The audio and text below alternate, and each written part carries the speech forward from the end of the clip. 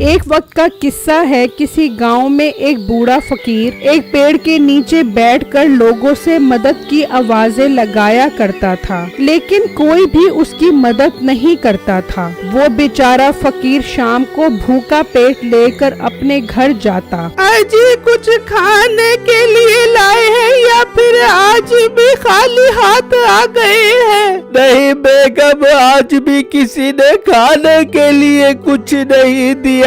इसका मतलब आज भी हमें खाली पेट ही सोना पड़ेगा।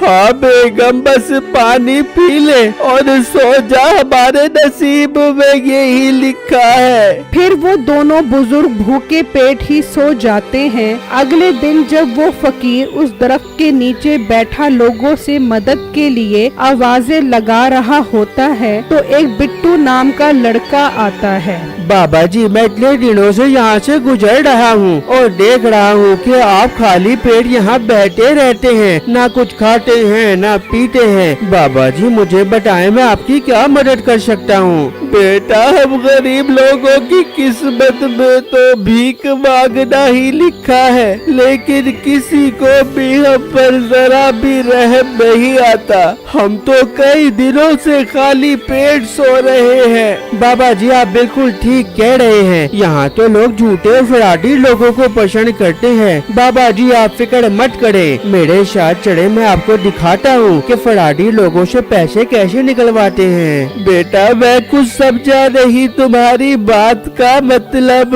बाबा जी आप मेरे साथ चढ़ो, आपको सब समझ आ जाएगी। बस आप खामोशी से बैठकर तमाशा देखना।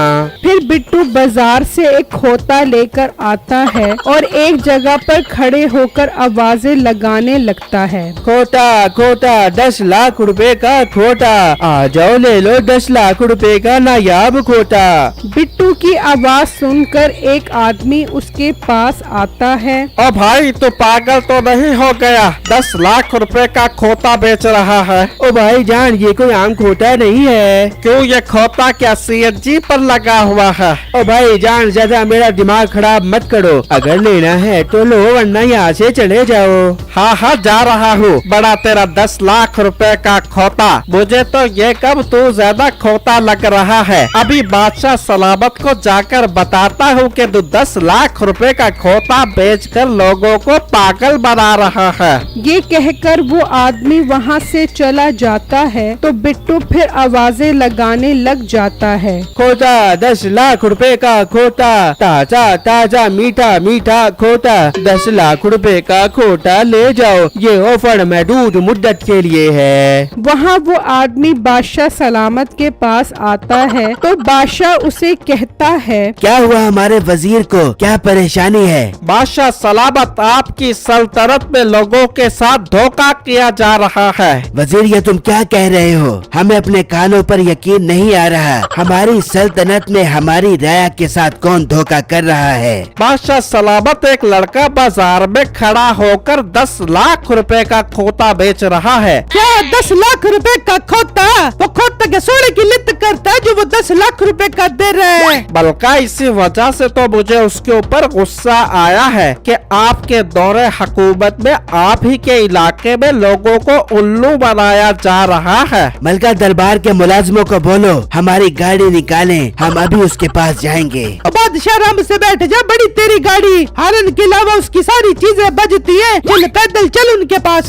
ठीक है मलका आलिया, हम अपने पाँव पर चलकर उसके पास जाएंगे। फिर वो वजीर बादशाह और मलका बिट्टू के पास आते हैं। और लड़के, तुम्हारी ये हिम्मत कि तुम हमारी सल्तनत में हमारे लोगों को उल्लू बना रहे हो, क्या खूबी है इस खोते में जो तुम इसे 10 लाख रुपए का बेच रहे हो? बादशाह सलामत, कोई खूबी नहीं है, ऐसे ही लोगों को पागल बना रहा है। बादशाह सलामत, ये कोई आम खोता नहीं है, इसके बहुत फायदे हैं। क्या फायदा है? क्या ये चेहरा खाकर पटाखे मारता है? मिठा मिठे बादशाह, मुझे तो लगता है ये लोगों को पागल बना रहा है, इसे गिरफ्तार किया जाए। मलका जरा रुको और लड़के, इस खोते की खूबी बताई जाए। जो हुक्म बादशाह सलामत। बादशाह सलामत, अगर किसी के रिश्तेदार मर गए हों तो वो इस खोते पर बैठे तो उसे वो रिश्तेदार नजर आ जाएंगे और उससे बातें करेंगे। मतलब अगर किसी के बाप दादा मरे हो तो वो इस खोते पर बैठे तो उसे उसके बाप दादा नजर आ जाएंगे। जी हाँ, वो उसे जिंदा होकर नजर आएंगे। मिठे बादशाह, ये तो एक नंबर का ठग लगता है, सभी कैसे हो सकता है? लड़के, अगर तुम्हारी बात सच्ची हुई तो हम तुमसे ये खोता 20 लाख रुपए का खरीदेंगे। जी जी बादशाह सलामत, आप इस पर बैठकर इसे चेक करें, लेकिन एक शर्त है बादशाह सलामत। और लड़की, अब कौन सी शर्त है? जी मलका सलामत, शर्त ये है जो ईमानदार और नेकदिल इंसान इस पर बैठेगा उसे अपने रिश्तेदार नजर आएंगे और जो बेईमान होगा उसे नजर नहीं आएंगे।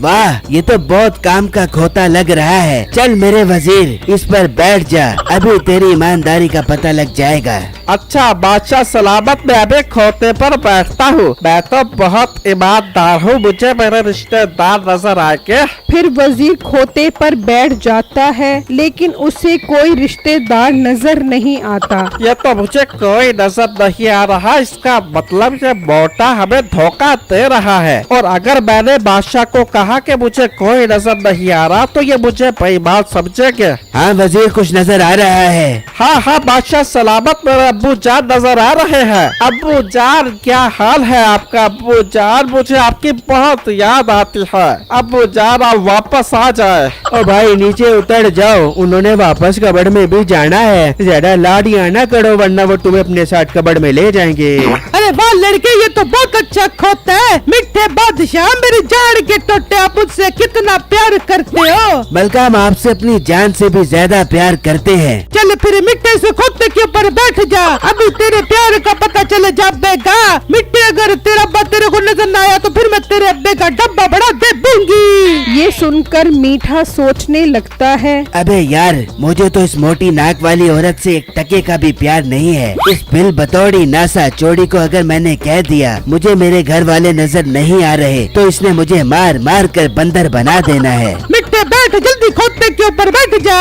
अच्छा मलका यालिया, अभी बैठता हूँ। फिर मीठा उस खोते पर बैठ जाता है। हाँ बादशाह सलामत, आपको आपके अब्बू जान नजर आ रहे हैं। यार, देखने की कोशिश तो कर रहा हूँ लेकिन अभी तक कोई नजर नहीं आ रहा। क्या मिट्टे, क्या कह रहा है? तुझे तेरा अब्बा नजर नहीं आया, इसका मतलब? आ गए, अब्बू जान नजर आ गए। मलका आलिया, बादशाह सलामत को अब्बू जान नजर आ रहे हैं। अब्बू जान, आप मुझे भरी जवानी में छोड़कर क्यों चले गए? ना कोई चिट्ठी ना संदेश, जाने वो कौन सा देश जहाँ तुम चले गए। हाँ मलका, अब आपको पता लग गया ये खोता कितना कीमती है। हाँ, बहुत कीमती है ये खोता। मीठे जी, अपने बुगाल चल तो पूछो। बादशाह सलामत, अब्बू जान अकेले है या कोई और भी है उनके साथ? नहीं, अब्बू जान के साथ दादा अब्बू जान भी आए हैं। मिठे, इसका मतलब तुम उससे डबल मोहब्बत करता है, जो तेरा अब्बा तेरे दादे को भी साथ लेके आए अपनी बहू रानी दिखाने के लिए। बेगम दादी जान भी आई हैं। मिठे, मेरी जान के टोटे, इसका मतलब तू मेरे से 3 गुना मोहब्बत कर बेबे।